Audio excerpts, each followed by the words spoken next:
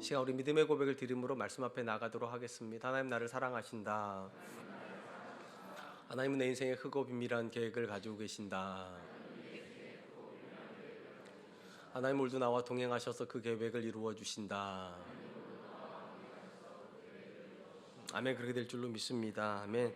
성경은 하나님께서 사람에게 선택의 자유를 주셨다라고 그렇게 이야기를 합니다. 이 땅에 있는 어떤 사람도 운명처럼 그렇게 살아야만 하는 인생을 받은 사람은 없고 다 자기가 선택하여 자기 인생을 만들어 가도록 그렇게 빚어졌습니다. 어떤 사람은 자기에게 주어진 인생을 가지고서 계속해서 부끄러운 선택을 하여 어리석은 자의 자리에 가게 되고요. 어떤 사람은 정반대로 계속해서 존귀한 선택을 하여 존귀하게 되기도 합니다. 이사야에서 보면 존귀한 사람은 태어나기를 존귀하게 태어난 것이 아니라 존귀한 일을 계획을 하고 존귀한 일을 해서 존귀한 자리에 서게 된다, 그렇게 기록을 하고 있습니다. 우리가 계속해서 살펴보고 있는 잠언 역시 두 부류의 사람을 계속 대비를 합니다. 미련한 사람과 지혜로운 사람입니다. 이 대비를 통해서 주는 교훈은 언제나 똑같습니다. 미련한 자의 삶을 버리고 지혜로운 자의 삶을 선택하라는 것입니다. 왜냐하면 이 선택이 우리를 존귀케 하는 선택이기 때문입니다. 어떤 사람도 미련한 사람처럼 사는데 존귀한 사람처럼 존귀게 될 수는 없습니다. 오직 지혜로운 삶을 선택하는 사람만 결국 존귀케 된 인생 앞에 서게 됩니다. 저는 오늘 본 말씀을 중심으로 해서 우리가 하는 선택이 어떻게 해야 우리를 존귀케 할 수 있는 선택인지에 대한 말씀을 같이 좀 나눠보려고 합니다. 잠언은 먼저 분노와 관련해서 우리에게 교훈을 줍니다. 11절입니다. 노하기를 더디하는 것이 사람의 슬기요 허물을 용서하는 것이 자기의 영광이니라. 이 노하기를 더디한다는 말의 문자적인 뜻은 코를 길게 한다는 뜻입니다. 의미상으로는 이런 것 같습니다. 분노를 할 때 호흡을 길게 해서 심호흡을 해서 분노를 삭히라는 의미를 가지고 있는 것 같습니다. 그리고 이렇게 분노를 삭히는 것이 슬기인 이유는 우리 대부분이 분노하면서 했던 말과 행동 때문에 후회를 하기 때문입니다. 분노하다 보면 안 해도 될 말을 하게 되고요. 분노하다 보면 안 해도 될 과격한 행동들 누구나 하게 되고 나중에 평상심을 찾게 되면 그것이 다 후회로 남기 때문에 분노를 참는 것은 슬기가 됩니다. 그러나 분노를 참는 것으로 멈추는 것은 사람을 존귀케 만들지를 않습니다. 한 발짝 더 나아가서 나를 분노케 한 사람을 용서함으로 사람이 스스로 영광스럽게 된다, 쉽게 말하면 존귀케 된다, 그렇게 말을 하고 있는 것입니다. 분명한 것은 분노를 삭히는 것하고, 그러니까 분노를 멈추는 것하고 용서하는 것은 일직선상에 있지만 정확히 말하면 분노를 멈추는 것과 용서하는 것은 같은 말은 아닙니다. 얼마든지 우리는 상대방을 용서하지 않았는데 분노를 멈출 수 있습니다. 그렇지 않습니까? 부부싸움을 할 때 화가 막 나요. 근데 인격이 있으니까 참아요. 그죠? 그러시죠? 근데 배우자가 뭐라 말합니까? 당신 화났지? 당신 화났지? 분명히 참고 있는데 화났지 하면 화나죠. 분명한 건 화를 안 내려고 참고 있는데 이게 용서한 건 아니에요. 여러분, 얼마든지 용서하지 않고 참고, 왜냐면 좋은 관계를 위해서 버티는 거죠. 근데 그게 용서로 가지 않으면 티가 다 나요. 그러니까 상대방 말하는 거죠. 화났지 이런단 말이죠.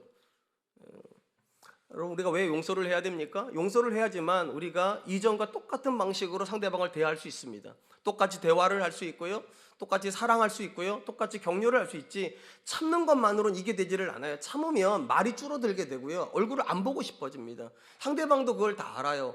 나를 받아주는 사람을 존경하지 나를 무조건 참아주는 사람을 존경하지 않습니다. 그래서 오늘 보면서 말을 하는 겁니다. 어떤 사람이 하나님 앞에 존귀한 인생을 사는가? 용서하는 것이 자기의 영광이 된다. 오늘 본문에서 우리가 먼저 배우게 되는 교훈이 있다면 다른 사람에게 은혜를 베풀므로 우리는 존귀케 된다는 것입니다. 12절입니다. 왕의 노함은 사자의 부르짖음 같고 그의 은택은 풀 위에 이슬 같으니라. 잠언은 왕 앞에 두 가지의 선택이 있다라고 말을 합니다. 그 권력을 가지고 굴림을 하는 선택입니다. 이 굴림을 하기를 원한다면 사자처럼 분노하면 된다는 거예요. 사자가 으르렁하면 모든 동물의 세계가 잠잠해지죠. 그리고 사자가 자기가 원하는 일을 하는 것처럼 왕이 권력을 가지고 자기가 원하는 일을 하려고 하면 분노하면 된다, 이렇게 말을 하고요. 또 하나의 선택이 있습니다. 그 권력을 가지고 사람들에게 은택을 베푸는 선택을 할 수 있습니다. 얼마든지 이건 다 왕에게 해당이 되는 거예요. 근데 만약에 왕이 그 권력을 가지고 자기를 위해서 사용을 하면 이 사람은 자기 권력으로 자기에게 유익을 누렸기 때문에 자기가 원하는 건 얻을 수 있을지 모르겠지만 존경받을 수는 없다는 겁니다. 자기가 원하는 것을 얻어서 기쁘긴 하겠지만 존경받는 왕은 될 수 없다. 그럼 어떤 사람이 존경받는 왕이 되는가? 그 권력을 가지고 자기를 위해서 쓰는 것이 아니라 백성을 위해서 은택을 베푸는 존재가 존경을 받는다는 것입니다. 누가 보아도 왕이니까 누릴 수 있는데, 누가 보아도 왕이니까 명령할 수 있는데, 마치 이 왕은요 백성을 위해서 자기가 존재하는 것처럼 굴림을 위해서 권력을 받은 것이 아니라 백성을 섬기기 위해서 권력을 가졌다는 듯이 백성을 향하여서 은택을 베풀면 거기 이렇게 돼 있어요. 풀 위에 이슬과 같은 존재가 된다. 이건 참 의미가 있습니다. 이스라엘 사람들은요, 땅이 척박한 땅에서 삽니다. 그래서 그 땅에는 비가 많이 내리지 않아요. 강수량이 굉장히 적게 내립니다. 그러니까 상식적으로 생각을 하면 식물이 못 살아야 되는데, 놀랍게도 이스라엘 땅 가보면 지금도 식물이 살아요. 어떻게 사는가? 이유가 있어요. 밤마다 내리는 이슬 때문입니다. 부족한 강수량을 뭐가 다 채워주는가? 이슬이 채워주기 때문에 이스라엘 사람들에게서 이슬은요, 은혜의 상징이에요. 이슬이 없었으면 우리가 어떻게 사나? 이런다는 거예요. 마치 똑같다는 겁니다. 왕이 있었던 시절에 왕이 은혜를 베풀어주면 그 왕 때문에라도 살 수 있다는 거예요. 그래서 은혜를 베푸는 왕은 백성들에게 존경의 대상이 된다. 사실 우리는 절대 권력자가 없는 시대를 살고 있잖아요. 우리가 민주주의 국가에 산다는 게 참 좋은 거지 않습니까? 누구나 다 자기 의견을 내놓을 수 있는 그런 시대에 살아요. 근데 절대 권력자가 없기는 하지만 모든 관계 속에서는 나름 다른 사람보다 더 목소리를 낼 만한 자격이 있다고 생각하는 사람들은 다 있습니다. 남자와 여자, 남편과 아내 중엔 주로 누가 더 목소리를 낼 수 있다고 생각을 합니까? 확실히 대답들을 안 하시더라고요. 집에 가면 혼나실까 봐 그러시는지. 전통적으로는 남편이 목소리를 더 낼 수 있다고 생각을 하죠. 왜냐하면 바깥에 나가서 일을 해서 돈을 벌어오기 때문에 내가 그만큼 힘들게 노력을 하니까 집에 와서라도 내 목소리를 낼 수 있다, 이렇게 생각을 하죠. 또 부모와 자식 중에 누가 자기 목소리를 낼 수 있다고 생각합니까? 자녀를 키우는 부모가 당연히 내가 너한테 키우니까 이런 소리도 할 수 있지, 이렇게 말할 수 있습니다. 직장에서 상사와 부하 직원 중에 누가 자기 목소리를 낼 수 있다고 생각합니까? 상사죠. 당연히. 나도 다 너 같은 지위를 다 거쳐서 여기까지 왔으니까 내가 이 자리에 있으니까 내 목소리 낼 수 있지, 이렇게 생각할 수 있다는 거예요. 이런 관점에서 잠언이 우리에게 주는 좋은 조언은 무엇인가? 목소리를 낼 수 있고 주장을 할 수 있다고 해서 그걸 다 주장하면 내가 원하는 걸 얻을 수는 있다는 거예요. 근데 존경받지 못한다는 겁니다. 만약에 우리 사는 인생에서 존경이라고 하는 거, 내가 존귀게 되는 것에 대한 관심이 조금이라도 있다면 쓸 수 있는 권한을 다 쓰면 안 된다는 거예요. 하고 싶은 말을 다 하면 안 된다는 거예요. 그 자기 말을 다 하고 나서요, 존경받는 사람은 없어요. 아내에게 존경받는 남편은요, 말을 아껴야 됩니다. 자녀에게 존경받는 아빠도 말을 아껴야 됩니다. 그래야 자녀가 알아요. 우리 아빠가 다 말 안 하는구나. 얼마든지 말할 수 있을 텐데, 다른 집 아빠들은 얼마든지 그렇게 하던데 우리 아빠는 말을 아끼는구나. 그러면서 존경하게 되는 것이죠. 한번 스스로에게 물어보시기 바랍니다. 여러분들은 집에서 말을 다 하십니까? 아니면 가려서 하십니까? 자녀를 향해서 자녀의 마음을 헤아려주는 말을 하십니까? 아니면 여러분이 하고 싶은 말을 합니까? 직장에서 여러분들은 부하 직원의 마음을 조금이라도 편안하게 해주려고 하십니까? 나도 당했으니까 너도 한번 당해봐라 하고 그렇게 하십니까? 분명한 건 우리가 권력을 굴림을 위해서 갖는 사람이라면 그렇게 할 거라는 거예요. 그런데 권력을 섬김을 위해서 가진 사람들이 있어요. 남편 되는 것을 섬김이라고 생각하는 분들이 계시고요. 부모 되는 걸 섬김이라고 생각하는 분들이 계시고요. 직장에서 어떤 지위 올라가는 것을 섬김이라고 생각하시는 분들은 권력을 은택으로 생각을 합니다. 풀 위에 이슬과 같이 적어도 그 사람에게 내가 조금이라도 위로가 되었으면 좋겠다. 내 아내에게 내가 조금이라도 위로가 되었으면 좋겠고, 내 남편에게 내가 조금이라도 격려가 되었으면 좋겠고, 내가 내 자녀에게 조금이라도 힘이 되었으면 좋겠다. 결국 이 사람들이 존귀한 사람이 되는 것입니다. 사랑하는 은혜교 성도님들이 존귀한 사람들이 되었으면 좋겠습니다. 사랑하는 성도 여러분, 하나님께서 아브라함을 부르시고 그에게 가장 먼저 하신 것은 복을 주시겠다는 거였습니다. 어떤 복입니까? 땅에 대한 복이고 민족에 대한 복입니다. 근데 주목할 건 하나님께서 왜 복을 주시냐는 거예요. 복을 누리게 하기 위함입니까? 복을 가지고 굴림하게 하기 위함입니까? 아닙니다. 놀라운 말씀을 하세요. 복이 될지니라. 내가 너에게 이 모든 복을 주는 이유는 네가 누군가에게 복을 흘려보내는 존재가 돼서 네가 누군가에게 복이 되게 하려고 내가 너에게 복을 주는 것이다. 굴림을 목적으로 하는 것이 아닙니다. 내가 잘 사는 걸 목적으로 하는 게 아니에요. 나 때문에 누군가가 조금이라도 더 행복할 수 있었으면 하는 마음에서 하나님께서 우리에게 복을 주신다는 거예요.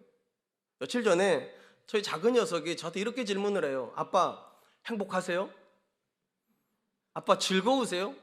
그렇게 물어봐요. 그러면서 우리 물어봐요. 또 아빠는 뭐가 즐거우세요? 저한테 그래요. 제가 여러분 여쭤볼게요. 여러분 행복하세요? 네, 뭐가 즐거우세요? 뭐 하실 때 즐거우세요? 우리 아들은 그런 생각을 하는 것 같아요. 아빠가 매주일마다 설교 준비하고, 저는 이 설교 준비가 쉽지가 않거든요. 힘들어 하니까 우리 아이가 생각할 때 이렇게 힘든 일을 왜 하는가, 아빠 즐겁냐, 이렇게 물어보는 것 같아요. 그리고 저한테 아빠는 뭐가 즐거우세요? 저한테 그러더라고요. 그래서 대답했어요. 난 네가 이렇게 잘 커주는 게 즐겁고, 네 형이 잘 커주는 게 즐겁고, 네 엄마가 행복한 게 즐겁고, 사랑과 은혜가 든든하게 서가는 게 즐겁지. 그래, 즐겁지. 아빠가 있어서 네가 있고, 아빠가 있어서 엄마가 있고, 아빠가 있어서 교회가 있다면 즐거운 거지. 남의 일이라고 아멘 안 하실래요?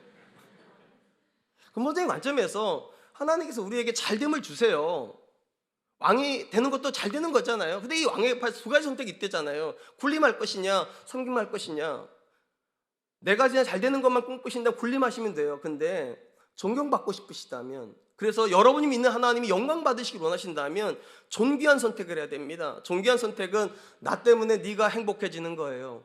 나 때문에 네가 즐거워지는 거예요. 나 때문에 네가 조금이라도 편안해지는 거예요. 저는 그래서 똑같이 믿습니다. 예수님 잘 믿는 남편은 아내에게 복이 됩니다. 예수님 잘 믿는 아내는 남편에게 복이 됩니다. 예수님 잘 믿는 부모는 자녀에게 복이 됩니다.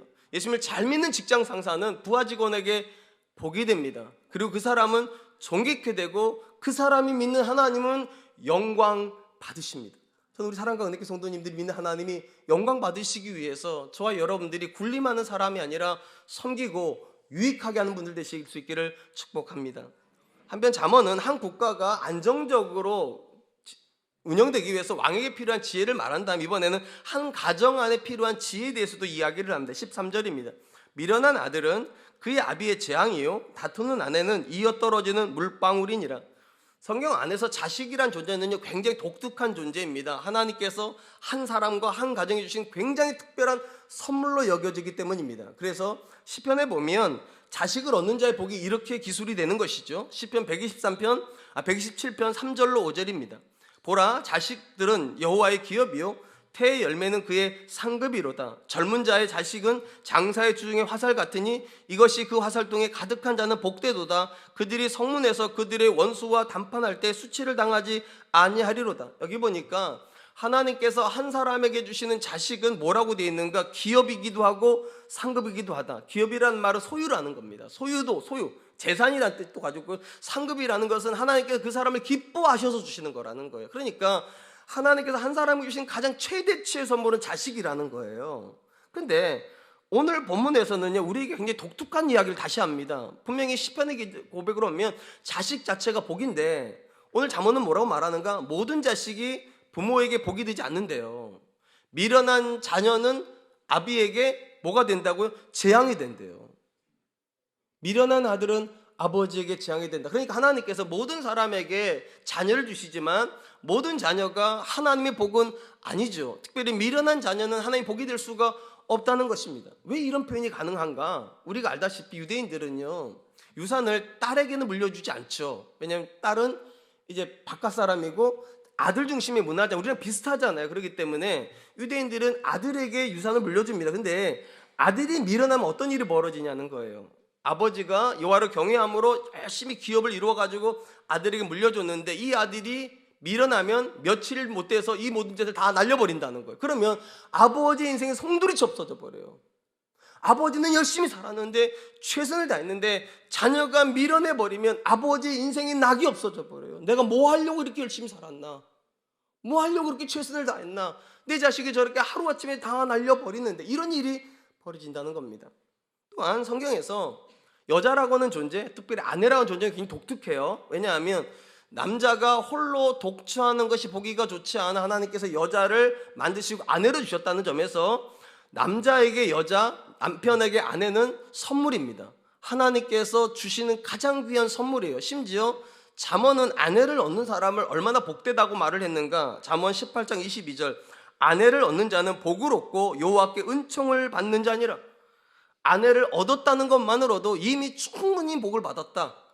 여러분, 더 많이 뭘 얻어야 되는 거 아니라는 거죠. 이게요, 이미 아내를 주셨고 자녀를 주시는 것만으로도 하나님께서 우리에게 주실 대부분의 상급은 다 주어졌다. 그 정도로 귀하다는 겁니다. 근데 오늘 본문에 보니까 모든 아내가 다 남편에게 복이 되는 건 아니래요. 다투는 아내는 남편에게 근심이 되고 고통이 됩니다. 우리 성경에 다투는 아내라고 번역된 단어의 뜻은요, 논쟁하게 좋아하는 여자라는 겁니다. 사사건건 싸운다는 거예요.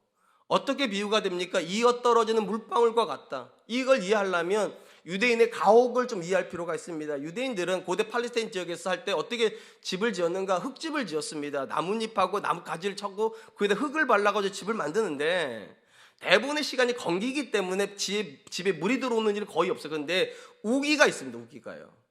늦은 비가 내릴 때 우기가 되면 빗방울이 굉장히 떨어지다 보면 약하고 취약한 곳은 물방울이 떨어지기 시작해요. 그런데 한 방울 떨어져 끝나지 않죠. 한 방울 떨어지면 계속 떨어집니다. 언제까지 떨어집니까? 우기가 끝날 때까지요. 이 부분도 그런 거예요. 다투기를 좋아하는 아내는요, 한 번, 두 번 싸우는 게 아니라는 거예요. 남편이 죽을 때까지 싸운다는 거예요. 사사건건 싸운다는 거예요. 여러분, 이걸 오해하지 마세요. 아내만 그러는 거 아니에요. 남편도 다투기를 좋아하는, 논쟁하기 좋아하는 사람들이 있어요. 제가 좀 그래요. 제가 이 말을 이해를 해요. 저는 제 아내랑 싸우지 않아요. 제 아내가 말을 하면 말을 해서 화가 나고요. 말을 안 하면 말을 안 해서 화가 나고요. 그러겠다고 그러면 그러겠다고 해서 화가 나고요. 안 그러겠다고 안 그랬다고 화가 나고요. 용서해달라고 하면 용서해달라도 화가 나고요. 용서해달 말 안 하면 용서한테 말 안 해서 화가 나요. 근데 기본적으로 그래요. 화가 나면 이런 식으로 이유 없이 화가 나는 사람들이 있어요. 끝도 없이 물건 늘어져요. 끝도 없이 계속적으로 싸워요. 한 가정이 무너질 때까지, 집이 무너질 때까지 계속 빗방울이 내리는 것과 별 차이가 없는 것이죠. 오늘 보면서 우리가 두 번째로 배우는 교훈이 있다면, 지혜로운 배우자가 나를 존귀케 한다는 겁니다. 지혜로운 배우자, 하나님 주시는 지혜로운 배우자가 나를 존귀케 만든다. 잠언 19장 14절입니다. 집과 재물은 조상에게서 상속하거니와 슬기로운 아내는 여호와께로서 말미암느니라. 우리 성경에 조상이라 번역된 단어의 정확한 뜻은 아버지입니다. 그러니까 이렇게 하면서 보면 대비가 돼요. 육신의 아버지는 집과 재물을 주고 하늘의 아버지인 하나님은 슬기로운 아내를 준다. 참 의미가 있어요. 아버지로부터 집과 재산을 물려받을 수 있지만 그 집에 데려오는 아내가 슬기로운 여부는 누가 결정한다는 겁니까? 하나님이 결정한다. 이게 굉장히 의미가 있는 게, 유대인의 결혼 문화를 조금만 들여다보면 이 말의 뜻을 잘 알게 됩니다. 유대인들은 어떻게 결혼하는가? 신랑 된 사람이요, 신부된 사람 집에 가가지고 장인어른에게 지창금을 주고 아내를 데려오는 문화입니다. 그럼 여러분, 왜 지창금을 줄까요? 이걸 오해하지 마세요. 돈 주고 사오는 개념이 아니에요. 이 개념이 이런 거죠. 이 아내가 친정 아버지 집에 있을 때에는 노동력이에요. 일을 할 수가 있단 말이에요. 근데 이 아내가 내 집에 오면 이 가정엔 노동력의 결손이 벌어지죠. 손실이 벌어져. 그러면 재정적으로 어려워지겠죠. 그러니까 신랑이 그 부분에서 보완해 드리는 거죠. 아내를 주시는 게 너무 고맙지만 장인 장모님이 아내가 떠나는 것 때문에 어려움 당하지 않게 하기 위해서 그렇게 하는 아름다운 문화예요. 이해가 되시죠? 자, 한번 그럼 그다음, 고대 문화는요, 결혼을 일찍 하는 문화일까요? 늦게 하는 문화일까요? 일찍 하죠. 우리가 알다시피 문명이 발달할수록 결혼을 늦게 합니다. 그 교육 수준이 길어지고 여자들이 사회생활을 하다 보니까 결혼이 점점 늦춰지지만, 과거에는 다 농경 문화 속에서 다 일찍 결혼을 합니다. 아내가 일찍 결혼한다는 말은 남편도 일찍 결혼한다는 거예요. 그러면 어린 남편과 어린 아내가 결혼을 하는 거예요. 우리 개념으로는요. 20대 초반 이전에 결혼을 하겠죠, 대부분. 그러면 20대 초반에 있는 남편이 지창금을 가지고 간다면 그 지창금은 남편이 벌었을까요? 아니면, 예, 그렇죠, 부모로부터 받은 거예요. 집과 재물, 이 재물은 아내를 얻기 위해서 필요한 지창금으로 나갈 재물이겠죠. 그러니까 엄밀히 말하면 남편이 아내를 데려온 게 아니라 아버지가 남편에게, 이 아들에게 아내를 얻어주는 거예요. 그러니까 누구나 아버지가 있고 아버지로부터 유산을 물려받을 재산이 있으면 누구나 하는 결혼이라는, 누구나 할 수 있어, 결혼은요, 지창금만 있으면. 근데 누구나 하는 결혼이 다 행복한 결혼은 아니라는 거죠. 왜냐하면 모든 아내가 똑같지 않고 모든 남편이 똑같지 않기 때문이에요. 돈을 더 많이 주고 데리고 와 행복한 게 아니라는 거예요. 어떤 아내를 데려와야 된다는 겁니까? 어떤 남편을 데려와야 된다는 겁니까? 슬기로운 아내요. 하나님이 주시는 슬기로운 아내가 그 집에 들어와야, 슬기로운 남편이 그 집에 들어와야 이 가정이 화목해지고 이 가정이 존귀케 된다. 가장 궁금한 건 이겁니다. 왜 우리가 하나님이 주시는 슬기로운 배우자를 만나야 되냐는 거예요. 한 사람이 또 한 가정이 만나는 근본적인 문제가 두 가지라고 말했어요. 자식이 내 뜻대로 되지 않는다. 배우자가 내 뜻대로 되지 않는다. 이 두 가지가 인생을 살면서 가장 괴로운 거 아닙니까? 아니에요? 그렇잖아요. 자식이 내 근심거리가 되면은요, 이건 왼수보다도 더해요. 사실은요. 끊어낼 수도 없잖아요. 배우자가 나한테 가시와 같아요. 사사건건 괴롭혀 나를요. 그럼 여러분 집에 들어가기 싫죠? 안 그러세요? 이게 사실은 인생에서 가장 골칫거리예요. 이 두 가지 문제가요. 근데 이 두 가지 문제의 가장 근본적인 답이 어디 있는가? 지혜로운 배우자에게 있다는 거예요. 지혜로운 아내가 내 집에 들어오면 그 지혜로운 아내가 낳아 기르는 자녀는 절대로 아버지에게 재앙과 같은 미련한 아들이 될 수 없다는 거예요. 지혜로운 아내가 내 집에 오면 이어떨어진 물방울처럼 계속적으로 트집 잡고 싸울 수 없다는 거예요. 왜냐? 이 아내는 가정의 화목을 위해서 자기를 죽일 거니까요. 자기 목소리를 낮출 거니까요. 근본적인 문제가 하나님이 주시는 배우자에게 답이 있다, 이렇게 말하는 거죠. 우리가 알다시피 유대인들은요, 족보를 가지고 있습니다. 이 족보에 누가 올라갑니까? 여자는 거의 안 올라가죠. 아주 예외적인 걸 제외하고는 남자만 올라갑니다. 아버지 이름이 올라가고 아들의 이름이 올라갑니다. 그러니까 아버지가 누구를 낳고 죽었고 또 이 아들이 누구를, 이렇게 가죠. 이렇게 가는데 특이한 건 유대인 족보는 분명히 부의 중심이에요. 아버지 중심인데 이 족보에 올라가는 아들은 누가 결정하는가? 그러면 엄마가 결정합니다. 아버지의 아들이 올라가는 게 아니고요, 어머니의 아들이 올라갑니다. 무슨 말인가 하면 아버지가 유대인이어도요, 어머니가 유대인이 아니면 유대인이 아닙니다. 그러니까 유대교는 굉장히 독특해요, 문화가요. 부의 혈통을 쫓아가는 것 같은데 결국은 모계가 결정을 해요. 어머니가 유대인이 아니면 유대인이 아니에요. 실제적으로 2020년에 도쿄올림픽에서요, 이스라엘 역사에 처음으로 체조에서 금메달을 딴 선수가 나왔습니다. 아르템 돌고파이트라는 선수예요. 이 아르템 돌고파이트가 처음으로 체조에서 금메달을 딴 사람입니다. 근데 문제는 뭔가, 이 사람이 약혼자가 있어서 결혼을 해야 되는데 이스라엘 땅에서 결혼을 할 수 없다는 게 문제였습니다. 이게 무슨 말인가? 이 아르템 돌고파이트는 할아버지가 유대인이었기 때문에 유대인의 신분을 얻었어요. 근데 문제는 어머니가 유대인이 아니에요. 유대인의 종교법 할라치에 의하면 어머니가 유대인이 아니면 이스라엘 땅에서 결혼 못합니다. 나가서 이방 땅에서 결혼하고 들어와야 돼요. 실질적으로 지금도 이 법은 유효해요. 어머니가 유대인이어야 이스라엘 사람들은 유대인으로 인정을 한다는 거예요. 부계 혈통을 쫓아가는 것 같은데 왜 모계가 이걸 결정하냐는 거예요. 이유가 있죠. 자녀가 대부분의 시간을 누구랑 보낸다는 겁니까? 어머니랑요. 대부분의 이야기를 누구랑 합니까? 어머니랑요. 당연히 신앙을 누구에게 전수받을까요? 어머니에게요. 그러니까 슬기로운 아내가 집에 들어오면 이 슬기로운 아내는 여호와를 경외하는 엄마가 될 거고, 여호와를 경외하는 엄마는 자녀에게 뭐를 가르칠까요? 여호와를 경외하는 삶을 가르칠 수밖에 없다는 거예요. 그리고 그런 자녀는 아버지에게 근심이 되는 것이 아니라 아버지에게 자랑이 된다. 우리 아들들이 저한테 그런 얘기를 해요. 아빠는 엄마랑 왜 결혼했냐고. 제가 뭐라고 그럴게요? 니들 얻으려고요. 저는 지금도 아주 자랑스럽게 생각해요. 저는 제 아내가 제 아이들의 아들들의 아빠, 엄마인 걸 정말로 전 자랑스럽게 생각합니다. 왜냐? 여호와를 경외하는 여자이기 때문에. 저희 아들들이 그 질문 하는 이유가 있어요. 엄마는 살림만 하잖아요. 아빠에게 경제에 도움을 못 주잖아요. 그러니까 자기들 볼 때는 자기들은 이제 경제력이 있는 여자랑 결혼하고 싶대요. 죄송하지만. 그래서 제가 반박한 게 그거예요. 니들과 같은 아들을 얻으려면 아빠처럼 결혼해야 된다고. 여호와를 경외할 줄 아는 여자가 여호와를 경외할 줄 아는 자녀를 키우고, 그런 자녀가 아버지에게 자랑이 돼요. 여호와를 경외할 줄 아는 여자는요, 자녀들 앞에서 아빠를 존귀케 해주기 위해서 자기 기운을 낮추는 거예요. 목소리를 못나서 낮추는 게 아니에요.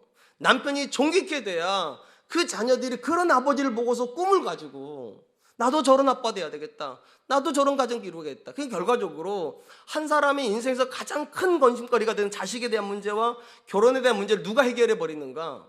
하나님 주시는 배우자가 해결한다는 거예요. 우리가 왜 우리 자녀들을 위해서 믿음의 가정을 가지기를 위해서 기도해 줘야 됩니까? 집과 재물은 내가 줄 수 있어요. 근데 여호와를 경외하는 아내는 하나님만 주십니다.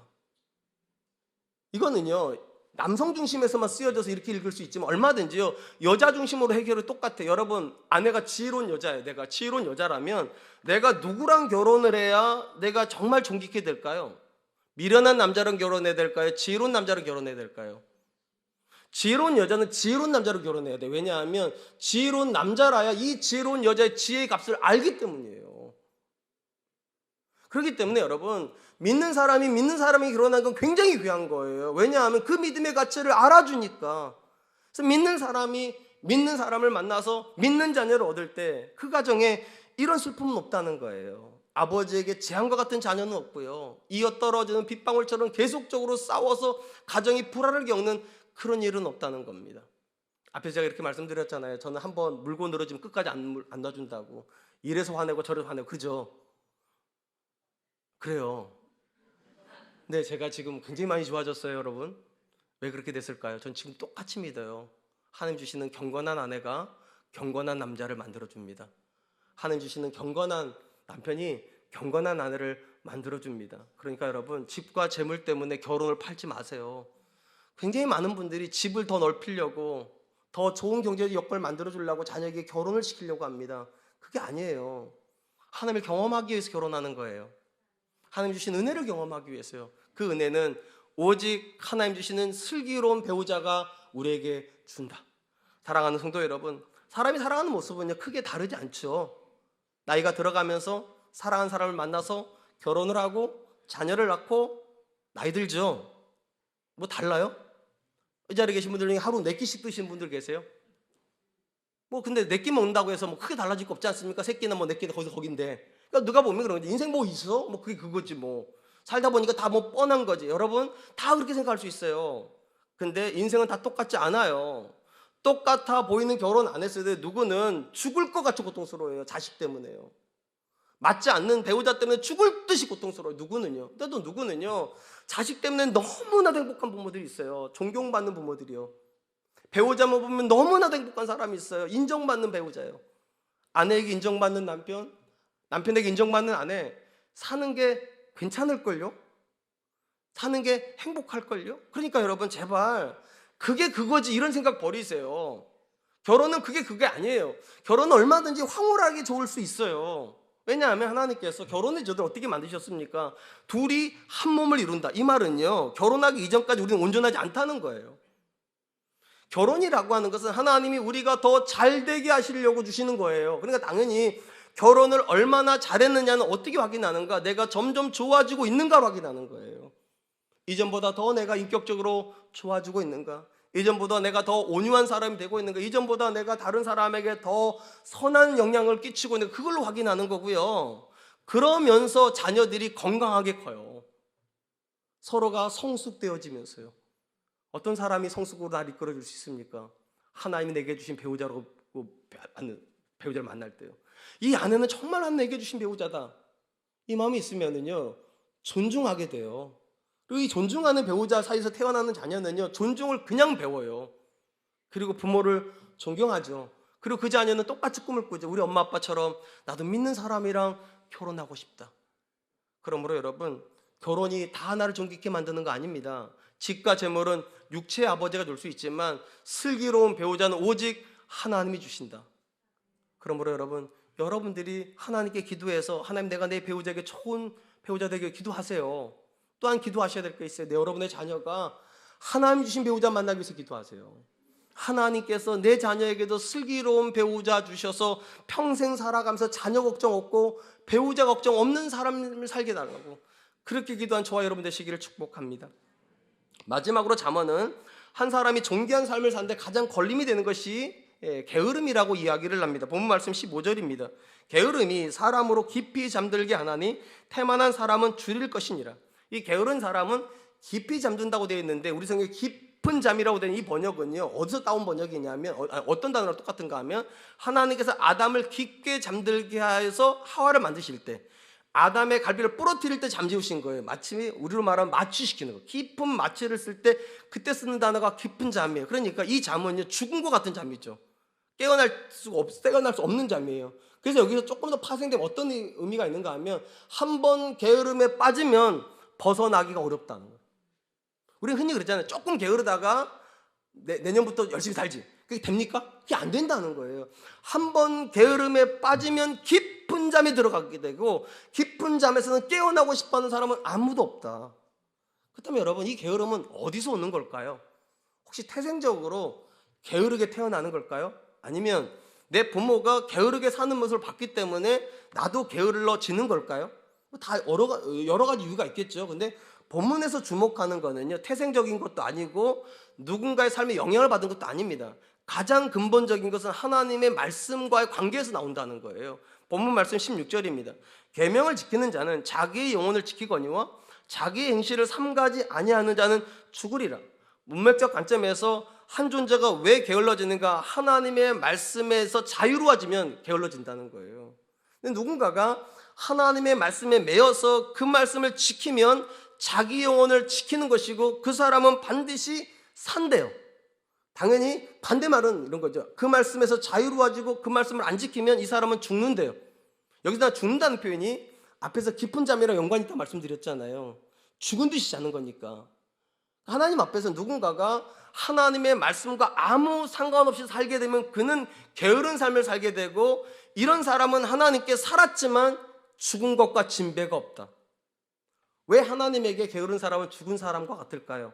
이유가 있어요. 하나님은 게으른 사람을 가지고는 아무 일도 못하시기 때문입니다. 게으른 삶을 가지고 하나님께서 도대체 무슨 일을 할 수 있을까요? 게으른 아빠를 가지고 자녀에게 어떤 교훈을 줄 수 있을까요?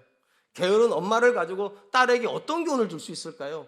게으르게 사는 사람을 가지고 하나님께서 다른 사람에게 어떤 영향을 주실 수가 있을까요?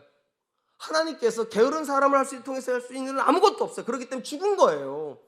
하나님에게 아무런 의미가 없으니까. 오직 하나님께 의미가 있는 사람은요, 하나님의 말씀을 따라 성실하게 살고 있는 사람이에요. 그래야 하나님께서 보여줄 수가 있잖아요. 하나님 말씀대로 사는 사람이 얼마나 하나님께 큰 복을 받는지 보여줄 수가 있잖아요. 그런 사람을 가지고 도전도 할 수 있잖아요. 저런 사람처럼 살으라고. 그런 점에서 여러분, 게으름은 성품의 문제가 아니고요, 믿음의 문제예요. 하나님의 말씀대로 살지 않는 모든 사람은 게으른 삶을 살 수밖에 없다. 오늘 본문에서 우리가 마지막으로 배우는 교훈이 있다면 하나님의 말씀에 순종하여 사는 삶이 나를 존귀하게 만든다는 겁니다. 순종이 나를 존귀하게 만든다. 17절입니다. 가난한 자를 불쌍히 여기는 것은 여호와께 구워드리는 것이니 그의 선행을 그에게 갚아주시리라. 게으른 삶을 사는 사람들 중에 종종 이렇게 말하는 분들이 계세요. 목사님, 저는 욕심이 많지가 않아요. 그래서 큰 집에 살고 싶지도 않고 크게 성공하고 싶지도 않고 있으면 쓰고 없으면 안 쓰고 그냥 만족해요. 누가 봐도 게으른데 만족한대요.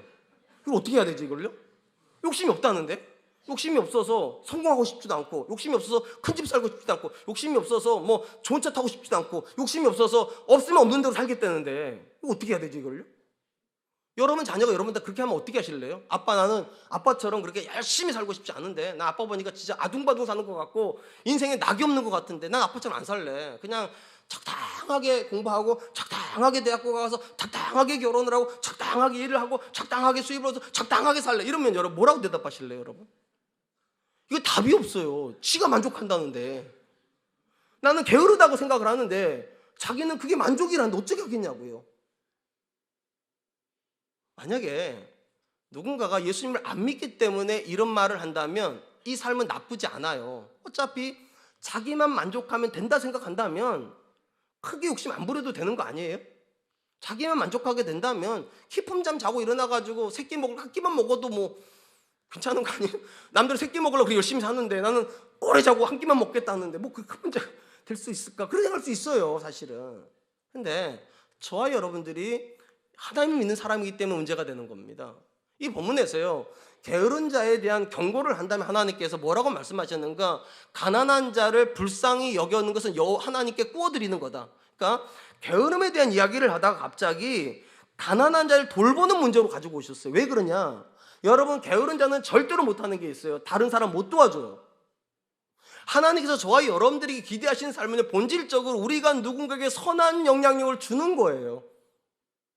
게으른 사람이 절대로 못하는 게 그거예요. 스스로는 얼마든지 만족할 수 있어요. 스스로는 자기 인생이 괜찮다고 아무리 말할 수 있지만 게으른 사람은 누군가에게 아무런 도움도 못 줘요. 인생의 방향에 대한 도움도 못 주고요, 실질적인 도움도 못 주고요, 대화를 해서 그 사람한테 얻을 수 있는 유익도 하나도 없어요. 누군가에게 아무런 유익을 줄 수 없기 때문에 게으르게 살면 안 됩니다. 성실하게 사는 사람이라야 자녀에게 선한 영향을 끼칠 수 있어요. 성실하게 사는 사람이라야 하나님 주신 재물을 가지고 누군가에게 복이 될 수 있지. 게으르게 살아가지고 있으면 쓰고 없으면 안 쓰고 그런 사람이 어떻게 누군가를 도와주고 살겠냐고요. 이스라엘 추수법이 대표적입니다. 하나님께서 이스라엘에게 추수를 할 때 원칙을 정해 놓으셨죠. 밭이 있어요. 이렇게 있으면 정중앙에 원을 중심으로 뺑 둘러가지고 원이 닿는 면은 다 우리가 가져갈 수 있지만 내 귀퉁이는 못 가져간다. 이게 이스라엘 추수법이에요. 그러니까 가운데 있는 것만 내가 가져가고 내면에 있는 건 못 가져간다. 자, 이렇게 따지면 여러분 가운데 있는 이 원 안에 있는 걸로 내가 먹어야 되고 내 자녀가 먹어야 된다면 이 가운데 있는 것을 얼마나 많이 잘 경작해야 되겠냐고요. 이걸 성실하게 경작 안 하면 귀퉁이까지 가져가야 돼요. 귀퉁이까지. 가운데 있는 걸 열심히 해야 그걸로도 먹고 살 수 있는 거예요. 성실하게 살아야지만 내 밭에서 누군가가 가져갈 게 생기는 거예요. 하나님께서 이스라엘 향하여서 계명을 지키며 살리라 말씀한 이유가 바로 거기 있어요. 계명을 지키는 사람은 게을러질 수가 없어요. 절대적으로. 왜냐? 하나님께서 그분의 백성이 요구하시는 삶이 나만 잘 되는 삶이 아니기 때문이에요. 나 때문에 누군가가 잘 돼야 돼요. 그래서 성실하게 살고 있는 남편을 두고 있는 아내는 행복해요. 성실하게 살고 있는 아빠를 두고 있는 자녀는 불안하지 않아요. 성실하게 자녀를 돌보고 있는 아내를 두고 있는 남편은 행복해요. 언제나 모든 문제는 어디서 벌어지는가? 게으름이 누군가의 삶에 들어올 때요. 게으른 남편 답 없어요. 게으른 아내 답 없어요. 게으른 자녀 답 없어요. 진짜 답 없는 게 뭔지 아세요? 그런데 만족한대요. 어쩔 거 이걸 도대체. 이걸 어쩔 거냐고요. 제가 오늘 부탁드리고 싶어요. 제발 욕심 좀 내세요. 이런 말 하지 마세요. 목사님 난 욕심 없어요. 왜 욕심이 없어요? 하나님께 여러분들 욕심을 가지시는데 여러분을 통해서 영광 받으시겠다는 욕심이 있으신데 여러분을 통해서 여러분 자녀 하나님 만나는 꿈을 가지고 계시는데 왜 욕심이 없냐고요. 목사님 난 욕심이 없기 때문에 그렇게 성공할 수 있는 거 하세요. 왜 안 해요? 부자가 될 수 있으면 부자 되세요. 얼마든지 하세요. 그리고 제발 아등바등 좀 사세요. 왜 그렇게 이렇게 저렇게 사십니까? 이렇게 저렇게 사니까 헌금할 돈도 없고 누구 도와줄 돈도 없고 자식에게 매일같이 손 벌려야 되고 그게 무슨 하나님께 기쁨이 되겠냐고요. 그러니까 제가 1, 2주 때 말씀드렸어요. 아등바등 사신 한 해가 되시길 축복합니다. 아멘 하시더라고요. 기독교인은 아등바등 살아야 돼요. 내 인생만 책임지는 존재가 아니기 때문이에요. 우리는 교회도 책임져야 되잖아요. 우리는 어려운 사람들도 돌봐야 되잖아요. 우리는 우리 자녀들에게 인생의 모범도 보여줘야 되잖아요. 이런데 우리의 어깨가 어찌게 가벼울 수 있고 우리가 어떻게 좀 더 눕자, 좀 더 자자 깊은 잠으로 빠져들 수 있겠냐는 거예요. 불가능해요.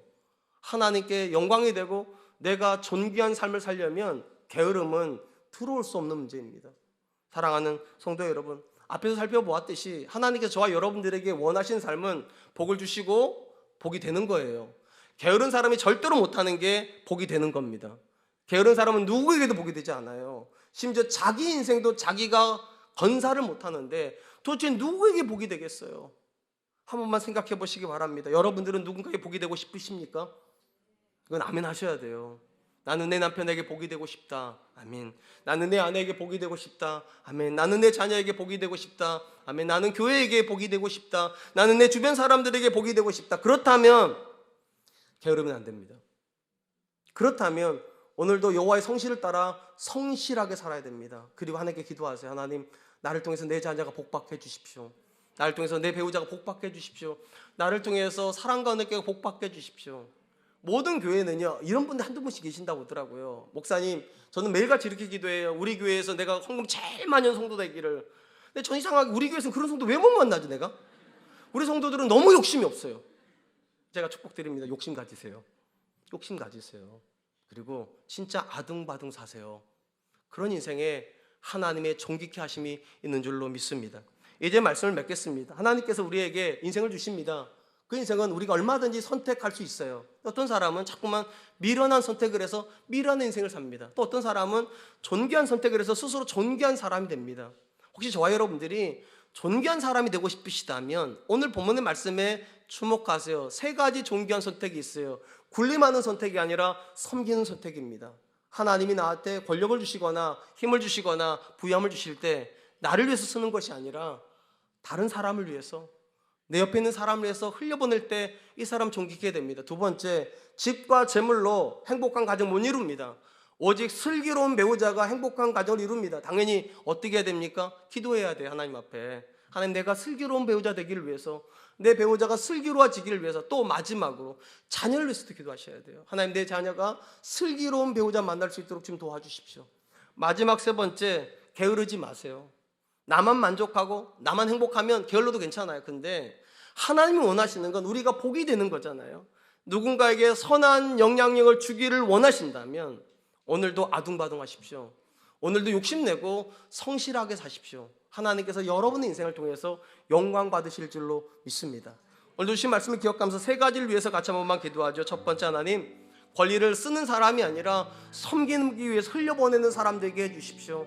나로 인해서 내 주변에 있는 사람들이 다 복을 받을 수 있도록 주님 도와주시기를 위해서 기도하고, 두 번째, 하나님, 우리 가정이 슬기로운 배우자가 슬기로운 배우자랑 사는 가정 될 수 있도록 도와주시고, 내 사랑하는 자녀들에게 하나님께서 여호와를 경외하는 슬기로운 배우자를 주셔서 가장 행복한 결혼 생활할 수 있도록 좀 도와주십시오. 이렇게 기도하시고, 마지막 세 번째로, 하나님, 나만 괜찮은 게으른 삶이 아니라 나로 인해서 다른 사람이 행복한 성실한 삶을 살 수 있도록 주님 도와주시옵소서. 우리 같이 한 번만 기도하겠습니다. 기도하겠습니다. 사랑의 많으신 하나님, 감사합니다. 오늘도 귀한 시간 주시고 하나님 말씀 앞에서 우리를 존귀케 만드는 삶에서